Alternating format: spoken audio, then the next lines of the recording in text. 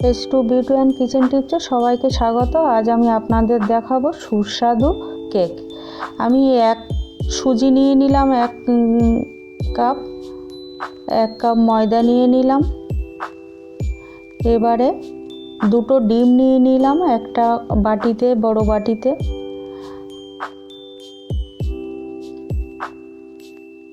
Half বাটি refined oil নিয়ে নিলাম।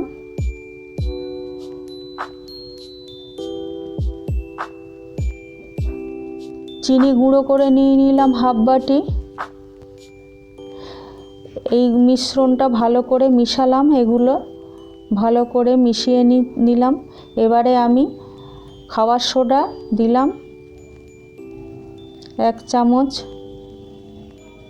হাফ চামচ বেকিং সোডা দিলাম, 1 চামচ বেকিং পাউডার দিলাম। 1 বাটি নর্মাল টেম্পারেচারে দুধ দিলাম ময়দা সুজিতে। এবারে আমি এই দুধ আর ময়দা সুজিটার মিশ্রণটা ভালো করে দুধটা দিয়ে মিশিয়ে নেব, ভালো করে ফেটিয়ে নেব আমি কিছুক্ষণ ধরে।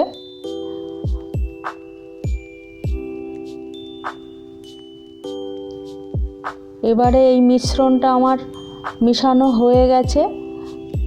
আমি ময়দা সুজি আর দুধে এই মিশ্রণটা আমি ঢেলে দিয়ে দিলাম। দিয়ে এই দুটো মিশ্রণ একসঙ্গে ভালো করে আমি আবারও কিছুক্ষণ ধরে মিশিয়ে নেব, ফেটিয়ে নেব। যত বেশিক্ষণ ধরে ফেটাবো কেকটা তত নরম স্পঞ্জি হবে। আমি দেখুন ভালোভাবে মেশাচ্ছি এই কেকের মিশ্রণটা। এবারে আমি কাজু, চেরি, কিশমিশ আর খেজুর ছোট ছোট করে কেটে নিয়েছি এবং এইগুলো আমি এই মিশ্রণে দিয়ে সব মিশিয়ে নেব। আর একটু আমি এই মিশ্রণে এই ড্রাই ফ্রুটগুলো দিয়ে আমি মিশিয়ে নিলাম এবং 10 মিনিটের জন্য ঢেকে দিলাম।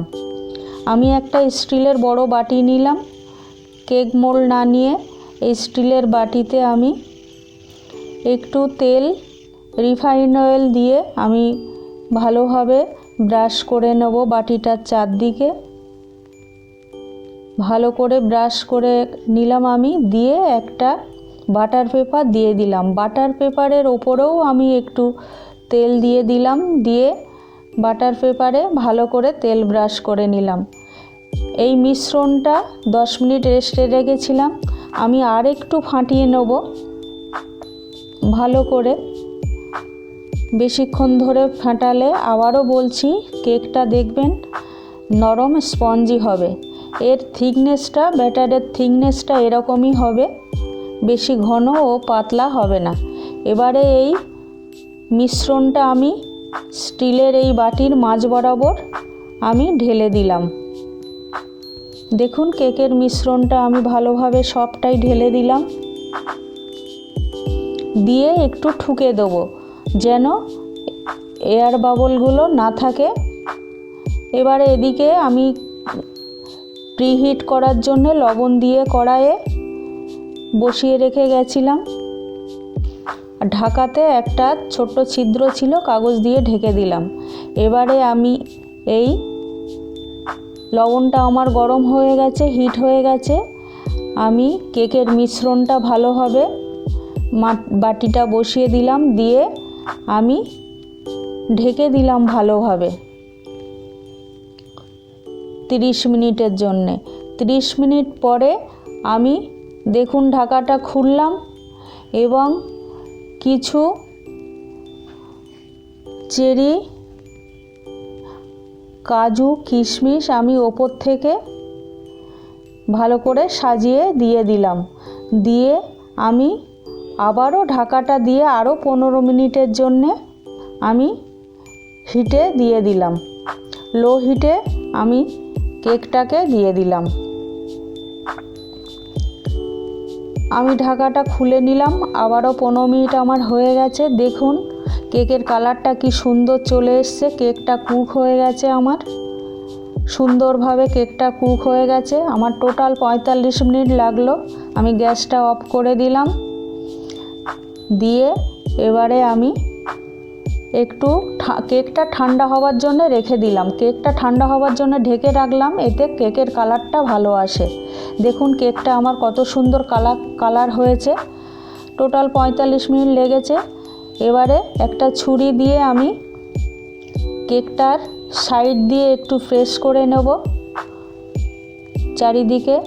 এই রেসিপিটা, কেক রেসিপিটা অতি সহজ পদ্ধতি, আপনারা সবাই বানাতে পারবেন। এবারে এই থালাটা দিয়ে আমি একটা প্লেট বা থালা দিয়ে আমি কেকটা ডিমোল্ড করব। দেখুন এবারে আমি উল্টে দিলাম, দিয়ে একটু চাপড় দিয়ে নিলাম যাতে কেকটা ডিমোল্ড হয়ে যায়। দেখুন কেকটা আমার ডিমোল্ড হয়ে গেছে। এবারে আমি এই বাটার পেপারগুলো আস্তে আস্তে তুলে নেব। এই কেকের রেসিপিটা আপনারা অবশ্যই বাড়িতে একবার বানাবেন, সবাই বানাতে পারবেন। খুবই সহজ পদ্ধতি। এই পদ্ধতি আপনারা যদি অবলম্বন করেন সবাই বানাতে পারবেন। এই রেসিপিটা অতি সহজ, আপনারা ধৈর্য ধরে কেকটা করবেন। দেখুন বাটার পেপারগুলো আমি সব তুলে নিলাম। এই রেসিপিটা যদি আপনাদের ভালো লেগে থাকে একটা লাইক কমেন্ট করবেন, আমার চ্যানেলটা সাবস্ক্রাইব করে দেবেন। সবার কাছে অনুরোধ থাকলো। আমি বাটার পেপারগুলো তুলে নিলাম। দেখুন কেকটা কি সুন্দর, উল্টে দিলাম, কি সুন্দর কুক হয়ে গেছে। দেখুন এই রেসিপিটা আপনাদের এতক্ষণ ধৈর্য ধরে দেখার জন্য আপনাদের অনেক ধন্যবাদ। দেখুন এবারে কেকটা আমি কেটে নেব একটা ছুরি দিয়ে। আস্তে আস্তে পিস পিস করে আমি কেটে নেব। এই কেকটা আপনারা বাড়িতে বানাবেন। আবারও আমি কোনো নতুন রেসিপি নিয়ে আপনাদের কাছে আসব। এই কেকটা দেখুন ছোট ছোট পিস পিস করে নিলাম। কি সুন্দর কেকটা, নরম আর স্পঞ্জি হয়েছে আমার কেকটা। আপনারাও এভাবে নরম স্পঞ্জি কেক বাড়িতে বানাতে পারবেন। দেখুন কেকটা কি সুন্দর স্পঞ্জি এবং কালার এসেছে, নরম ও সফট হয়েছে দেখুন কেকটা। তাহলে এই রেসিপিটা আপনারা অবশ্যই বাড়িতে বানাবেন। আপনারা সবাই ভালো থাকুন, সুস্থ থাকুন।